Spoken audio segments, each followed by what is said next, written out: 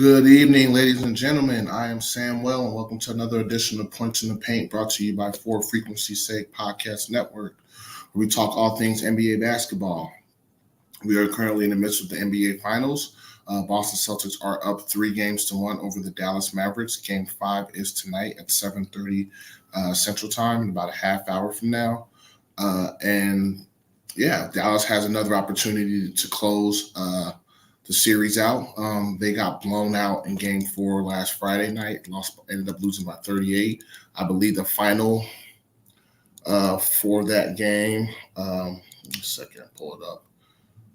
It was a blowout. I know that. At some point, Dallas was up like 42 points or something. It was nuts.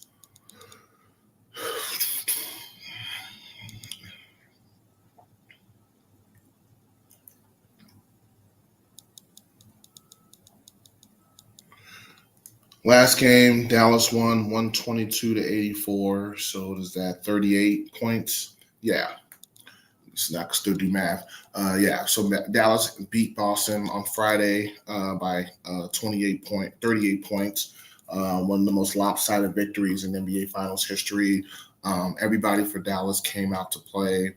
Josh Green and Dante Exum brought a lot of energy off the bench. That was evident from the start. Derek Lively and Daniel Gafford were both rebounding and contributing. Tim Hardaway Jr., I guess, hit 5 threes in the quarter. I don't even remember seeing that. That's crazy. Must have been in the third quarter when I kind of turned away. Luka, Kyrie, they both did their thing. Complete performance by Dallas. However, Game 5 is tonight and is in Boston. Be wise to kind of pick Boston, but I'm feeling a little advantageous tonight. So I think I'm going to take Dallas tonight in this game. I had Dallas winning the series originally 6 games. Obviously, that won't happen. The best thing Dallas can do is force a Game 7 and try to win the series in Game 7. Or I guess the best thing Dallas could do is just continue to keep winning. So the best thing Dallas could do would be to win this game tonight. I originally had them winning in 6 games, so that's not going to happen. But I like the momentum that Dallas is playing with. And for sports, especially in football, when you watch the playoffs, it's a lot about momentum. And I think Game 3, that fourth quarter or second half of Game 3, Dallas was really playing good. They started playing better. They feel like they figured some things out, and they made a comeback. Fortunately, that's the game Luka Doncic fouled out with like 3 minutes left to go.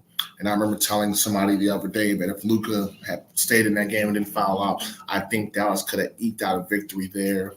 Would have been close. They just needed somebody else to make plays. Kyrie played well down the stretch, but they just needed another piece. And I think that game, Game 3, they could have won.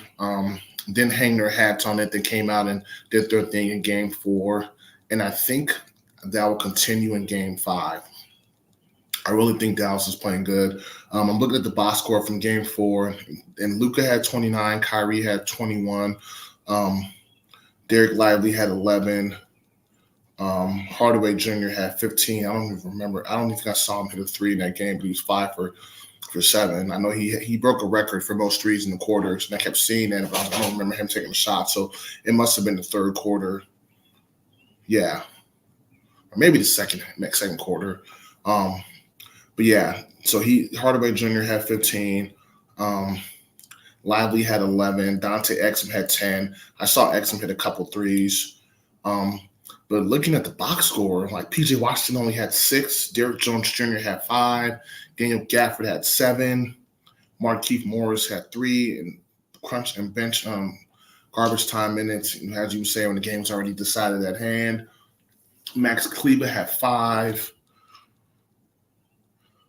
Josh Green had 3. I think I saw him hit that 1-3 or jumps or and 1. I'm sorry.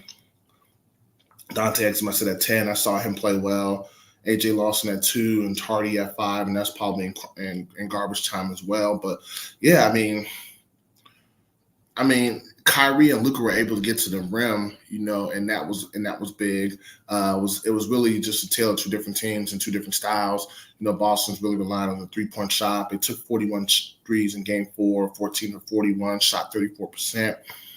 Dallas was 15 of 37. They made one more three. They took less. They took four less, and Dallas shot 41% from three.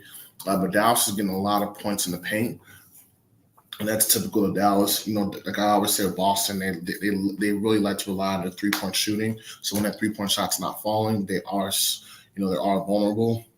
Porzingis is expected to play tonight. He's got a pretty serious injury, like a tear in some muscle that's in his calf. I can't remember what the muscle's called.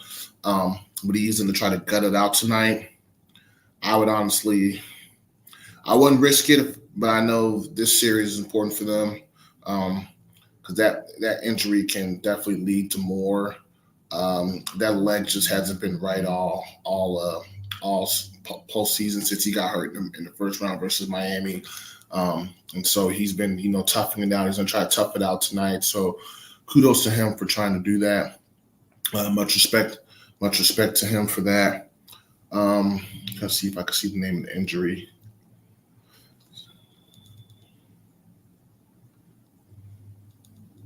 What they're going to say.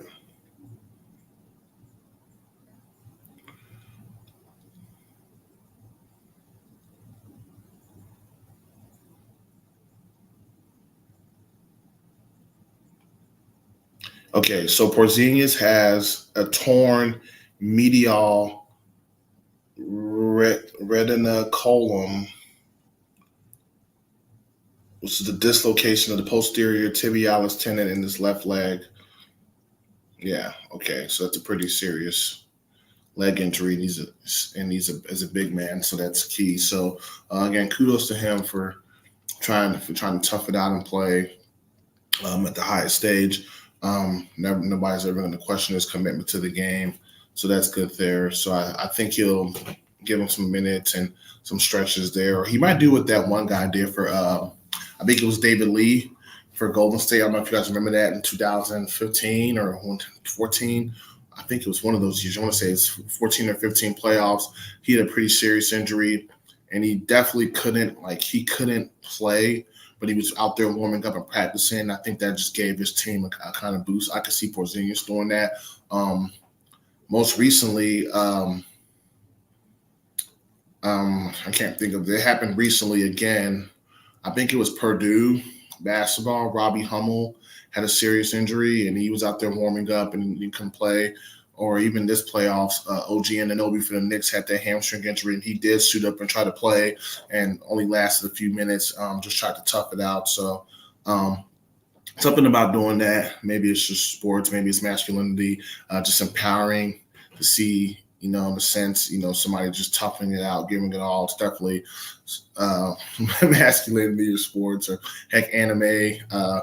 If you watch anime, I've seen them play Dragon Ball Z, some of those characters. So there's just some symbolism there. So that's good. And besides the NBA finals, which are on their last leg, this is probably the last week of the games. I guess I should say the schedule. If Dallas does win tonight and extend the series, game 6 would be the 20th, which would be Thursday. And then if Dallas won game 6 and forced a game 7, that will be the 23rd, which should be Sunday. I do plan to go live next week. I might push it back till Thursday, the NBA draft. I want to do something for the NBA draft because that's right around the corner. So I could definitely see this series going a little longer. The NBA will love the series to go a little longer too. Just the series concluded Sunday, game 7. If Dallas somehow managed to force a game 7, and then the draft was that Thursday, that would just be still be talking about basketball, NBA finals up, NBA draft.